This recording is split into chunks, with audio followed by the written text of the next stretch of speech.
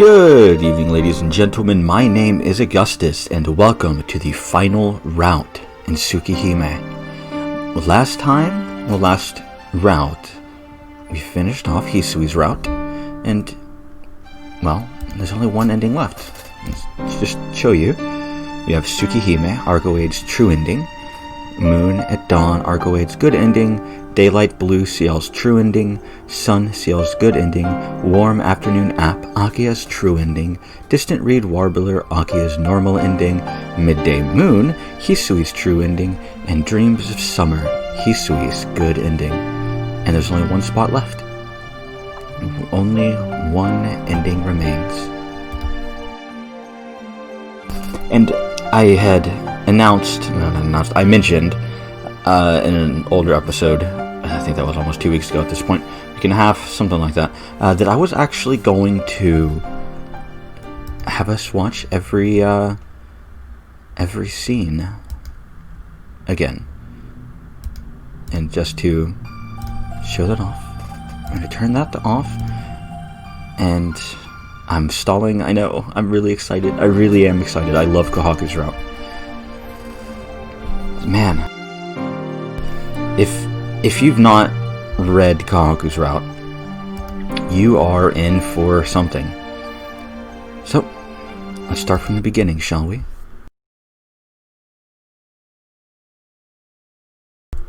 A prologue. Right, I forgot about the prologue.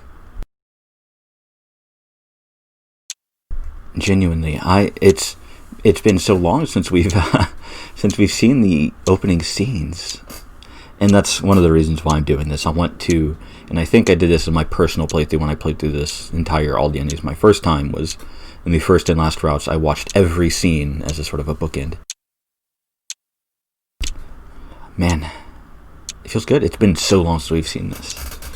When I came to, I was lying on a hospital bed.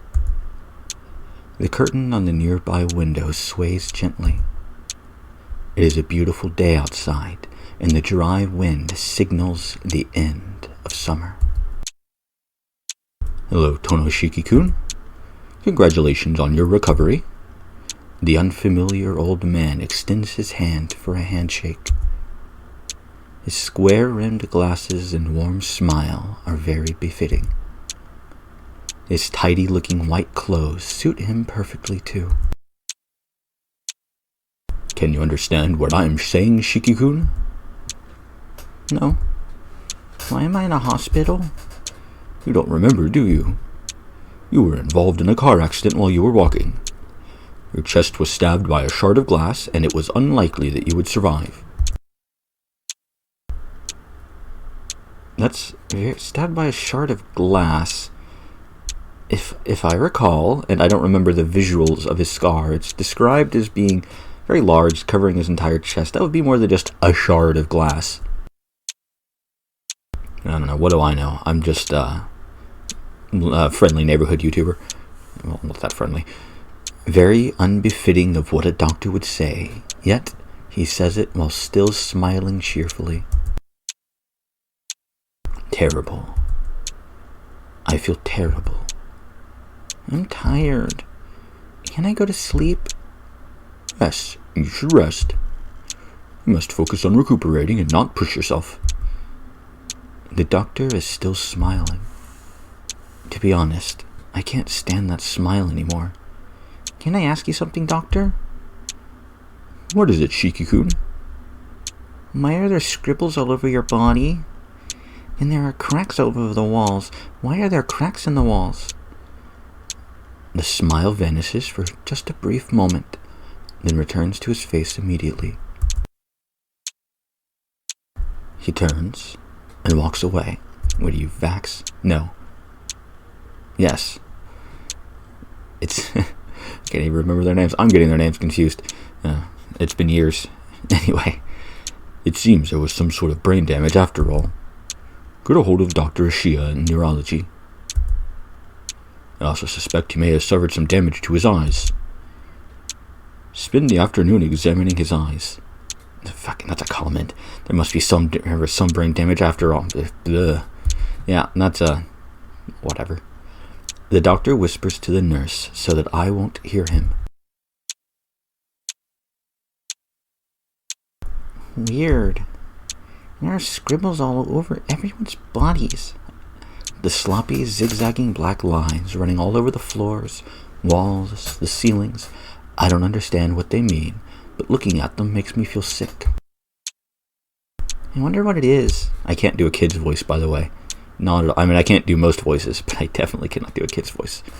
The bed, too, is covered in these scribbly lines. When I touch the lines with my fingertip sinks down into the crack. Oh. It seems as if I could reach further down with something narrower, so I traced the line with a fruit knife that was lying on the bedside table. I didn't use any strength at all, yet the knife sinks to the bed all the way up to the hilt. It was fun, so I dragged the knife along the scribbly lines. Thud! With a heavy sound, the bed snaps cleanly in two. Yeah. The girl in the bed next to mine screams. The nurses run over and take the knife away from me.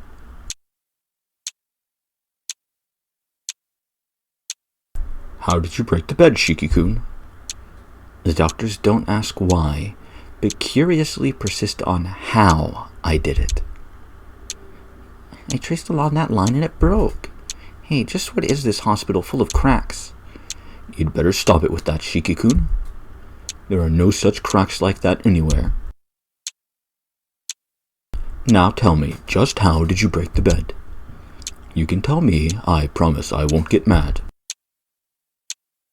I'm telling you, all I did was just trace the line with the knife. I see. Okay, we'll continue this conversation tomorrow. The doctor leaves. In the end, not a single person believed my story. As long as I run the knife along the scribbles, I can cleanly cut anything. I don't have to put any force into it. It is as easy as cutting paper with scissors. The bed, the desk, the chair, the walls, the floor. I've never tried, but no, definitely, even people. But it seems that no one else can see these lines. The black lines only I can see. Despite being a kid, I gradually begin to understand what the lines were. They are probably like stitches. Just like stitches that hold an open wound together after surgery, I think they are weak spots. After all, there's no way I could cut such a thing with a child's strength alone. Yeah, I didn't know until now. The world is covered in these lines, these breaking lines that bind everything together. No one else can see them. My chair squeaks, squeaks, squeaks. That's why they're just fine. But I can see them. I'm scared, so scared I can't even talk. It's as if I'm the only one who went crazy. That's not entirely untrue. I mean, he's not the only person that's crazy. Hell, read any of the other routes. But, well, it's not untrue either. Maybe that's why. Why, even after 2 weeks, no one believes my story. Even after 2 weeks, no one has come to see me. Even after 2 weeks, I continue to live alone in a world surrounded by black stitches. I need to get out. I don't want to be in this room anymore. I don't want to stay in a place covered in stitches. That's why I decided to escape and run away to somewhere where no one else would be. But the wound on my chest still hurts, and I didn't get very far. That was when I noticed. I'm standing in the grassy field just outside of town. I really didn't get that far at all. Cough. I'm not going to try to make a fake coffee noise because I will start coughing. My fucking allergies are bad. This weather sucks. Bitch about the weather. You know, like every other place in the world. My chest hurts and I feel so sad. I collapse to my knees and cough. Cough. There's nobody here. Drowning in this ocean of green at the end of summer, I feel like I'm about to disappear. But before that, hey, you. It's dangerous to sit in a place like that.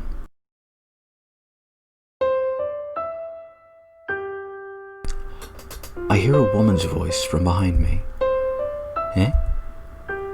What do you mean, eh? You're already a runt, so I can't see if you are sitting in the grass. I was this close to kicking you, so watch out. She points at me rather grumpily. I get a little angry. After all, I sit in the 4th row from the front, so I don't think I'm that short. Kicked? By who? Isn't it obvious, stupid? You and I are the only ones here, so who else could it be but me? She declares this confidently as she folds her arms. Well, I suppose it must be fate that we met here, so you want to talk a little while? My name is Aozaki Aoko. What's yours? She extends her hand to me with the kind of cheerfulness one would show an old friend. I see no reason to refuse, so I tell her my name is Tonoshiki and grasp her cool hand in return.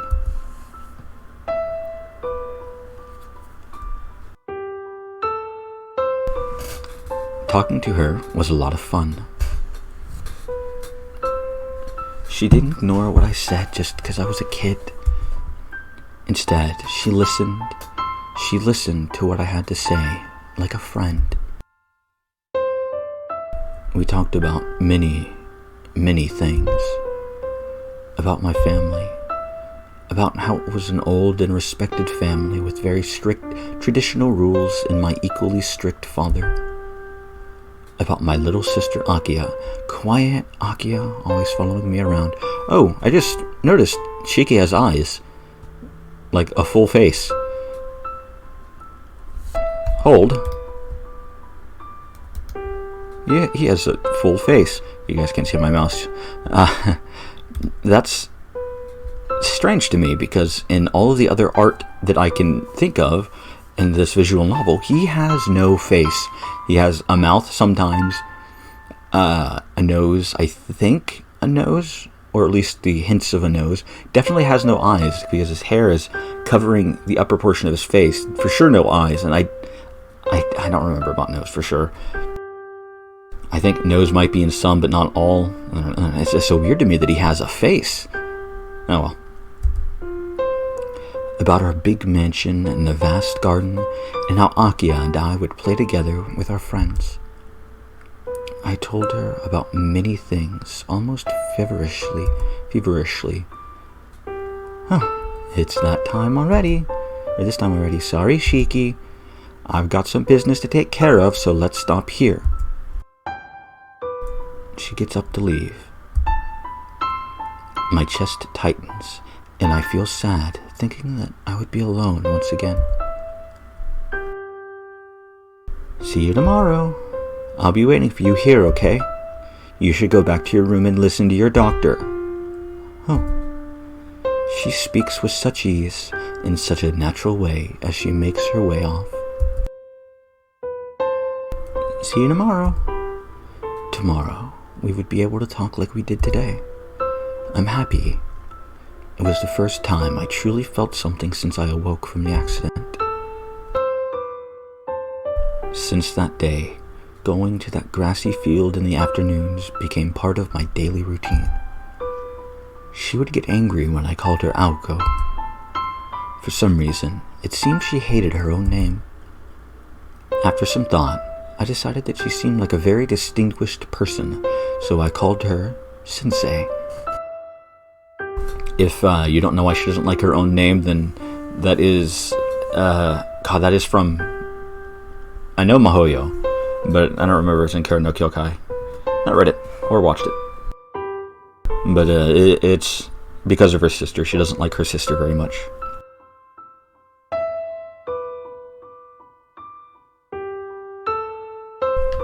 Water's tasty.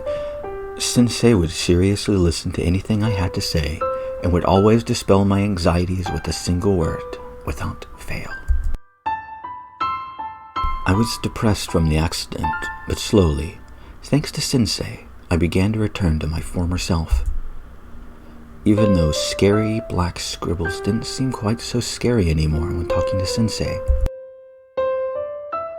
I didn't know who she was or where she was from. Perhaps she really was a teacher. But I don't care. It doesn't matter at all. Because it's fun being with Sensei. That alone is all that matters, and that alone is more than enough. Hey, Sensei, look what I can do. What are you, Stuart? Just Mad TV? That's a memory. God, I haven't watched that show in years. I wanted to surprise her one day, so using the fruit knife I brought from the hospital, I cut down the tree growing in the field. Like before, I ran the knife along the scribble like line and cut it cleanly across the base. Amazing, isn't it? I can cut anything with easily as long as it's somewhere I can see the scribbles. No one else can do this, right? Shiki. She slaps me across the face.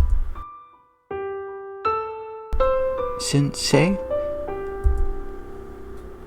What you just did was extremely thoughtless. Sensei gives me a hard, piercing glare. I don't know why, but I realized I just did something I definitely shouldn't have. With Sensei's severe expression and the pain from my cheek where she slapped me, I felt very, very sad. Let's say, I don't know enough about the expanded Nasuverse outside of Tsukihime and, well, Fate Stay Night specifically. I don't know shit about the extended Fate universe either. But I don't remember if she knows the other Shiki, yeah, I have no idea. I think she's encountered her before. Sorry. Before I knew it, I was crying.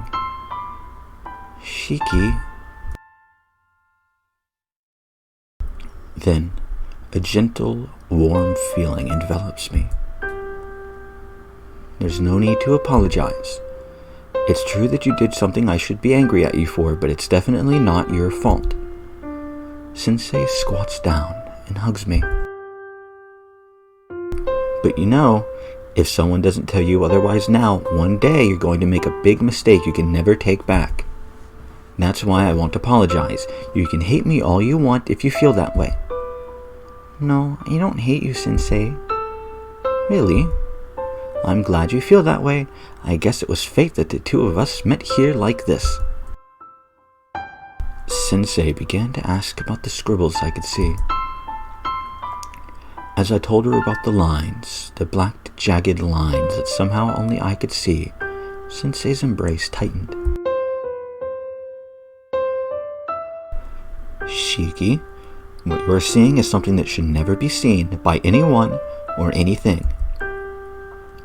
Everything in existence has points where they are most easily broken. We, who will break down one day, are imperfect for this reason. Your eyes have the ability to see the fate of all things. To put it another way, you can see the future. See the future? That's right. You can see death. You don't need to know any more than that. If someday you happen to go down that path, the principles will become clear to you as something that is needed. Sensei, I really don't understand. That's good. It's important that you don't understand now. All I want you to know is that you must never cut those lines on a whim or a joke, understand? If you do so, your eyes will begin to take the lives of others too lightly, and that is the worst thing that can possibly happen. Okay, I won't do it if you say so, Sensei. Besides, it kind of hurts my chest. I'm sorry, Sensei. I'll never do it again. Good for you, Shiki. Never forget the feelings that you have experienced here today. If you say that, I'm sure you will find happiness. Sensei finally lets go of me. But Sensei, I see those lines and get worried. They'll be cut as soon as I trace them, right? And then it wouldn't be weird for my surroundings to come apart at any time. You're right. I'll be able to help you with that at least. It seems as if that's the reason why I'm here. Sensei sighs and favors me with a warm smile. Shiki, I'll give you a very special present tomorrow. I'll give you your old life back, the one you were living before your accident.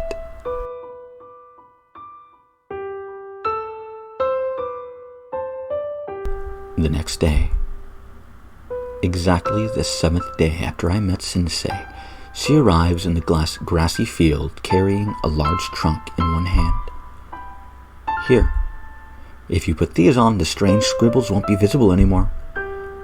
What she gives me are a pair of glasses. But my eyes are fine. Just put them on. The lenses don't have any magnification or anything. Sensei forces them on me. Suddenly, whoa, incredible. This is amazing, Sensei. I can't see the scribbles anymore, not at all. Of course. I had quite a time stealing the mystic eye killer from my older sister to make some Aozaki Aoko masterpiece. So treat them well or they'll be hell to pay, got it? As a quick aside, I guess technically minor spoilers for Fate Stay Night stuff, the mystic eye killers appear in Fate Hollow Atraxia. Not Fate Stay Night, Hollow Atraxia. And I'm curious where they were obtained from, because I don't know if it ever says. Anyway. Yep. I'll take good care of them. You're incredible, Sensei. You made all these horrible lines disappear just like that. It's like magic. Of course, I am a sorceress after all. Giving me a proud smile, Sensei puts her trunk down on the ground. But know this, Shiki. Those lines haven't disappeared. It's just that you can't see them. Once you take the glasses off, you'll be able to see them again. Really? Yes. That's the one thing that cannot be fixed. Your only choice is to keep living your life and do your best with the eyes you have now. No, I don't want to see those. I don't want these scary eyes. If I cut those lines again, I'll end up breaking my promise to you. Oh, you mean never cutting the lines again? Silly, you can break that promise whenever you like. Really? But you said it was something I shouldn't do. Yes, it is. But that is your gift, Shiki. It's yours to use as you see fit. No one else but you has the right to judge you. But out of all of the abilities one can have, yours is terribly unique. If you have such a power, that means there is a meaning behind you having it. God doesn't give us powers for no reason. Interesting that Aoko Awazaki, of all people, I shouldn't say of all people, as somebody that is involved with the clock tower, is religious at all, believes in God. Do the clock tower in the Fate in the Nasuverse, I guess, not the Fate universe, in the Nasuverse, believe in God? I don't actually know. You might say you were given the mystic eyes of death perception because one day, a time will come when you will need them.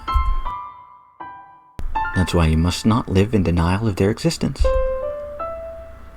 Sensei squats down so her eyes would be level.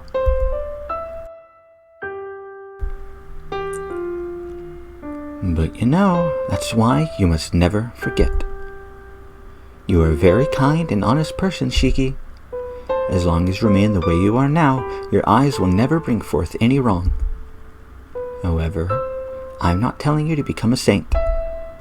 All I'm saying is to live true to yourself and become a man in the manner you think is right.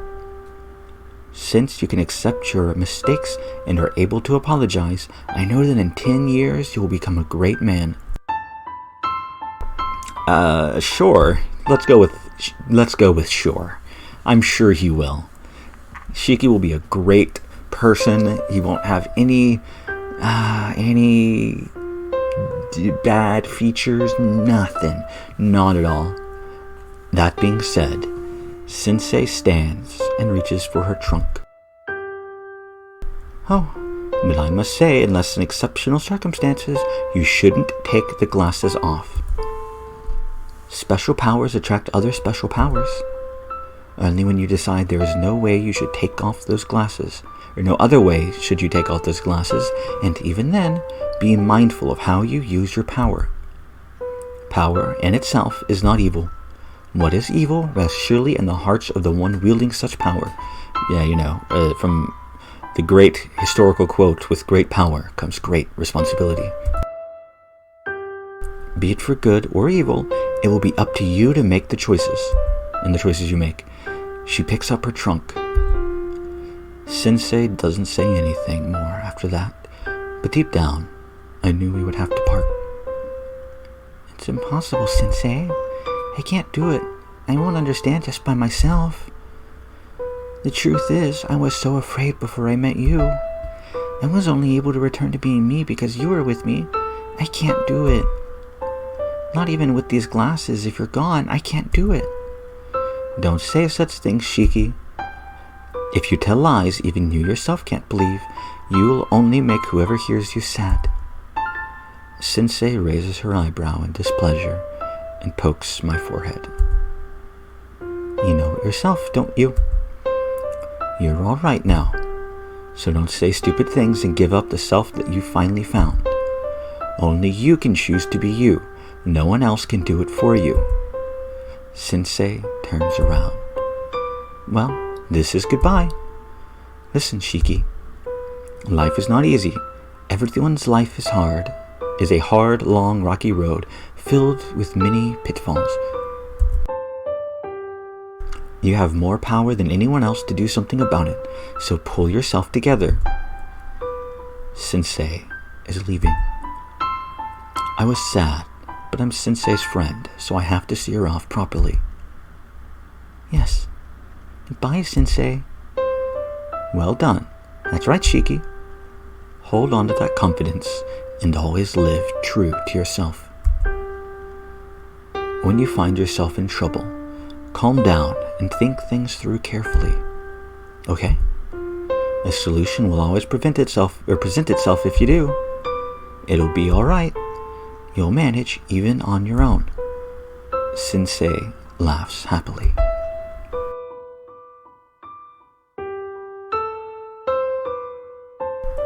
The wind blows. The field of grass sways in unison. Sensei was already gone. Goodbye, Sensei. After saying that, I really felt that I would not see her again. All that remained were her many words and those mysterious glasses. It was only 7 days, but she taught me things more valuable than anything else.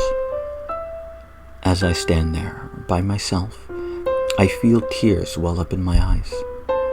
Man, I was such a fool.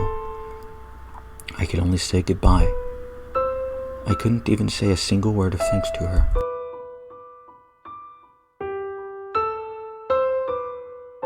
I left the hospital soon after that. Afterwards, I didn't return to the Tono household, but was taken to live with my relatives instead. But it's alright. Tonoshiki will be just fine, even by himself. I'll spend a new life with my new family. And like that, Tonoshiki's 9th summer ended. The new autumn arrived, and I think I became more of an adult.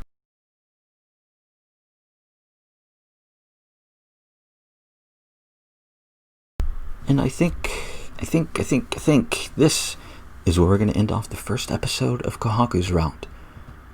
And just to I mean, I'm not exactly vamping, but just to kind of give a couple of reasons at the end of the episode, because this part is entirely easily skippable, and it's, I'm already at almost about 30 minutes at this point anyway, so fuck it. The reason why, and I believe I mentioned this before, the reason why I'm wanting to read through every scene again, one of the main reasons anyway, it's not the only reason, is because Kohaku's route's really, really short. Like, it's shorter than Hisui's route, which is shorter than Akia's route. I want to say Kohaku's route is half the length of Akia's total. And I think, like, skipping all the stuff we've already seen, it'll maybe be going on for 2, maybe 3 weeks, probably. I could be wrong, but probably. I think even with this, well, I guess when I'm recording this and when this is uploaded are going to be very different, so I don't think this is going to go that long anyway. My guess is something like maybe 20 episodes, 25 episodes. Could be wrong, could be longer, could be shorter. Couldn't say. But, we're on the final route. And, well, I hope you will continue to join me throughout the rest of this series.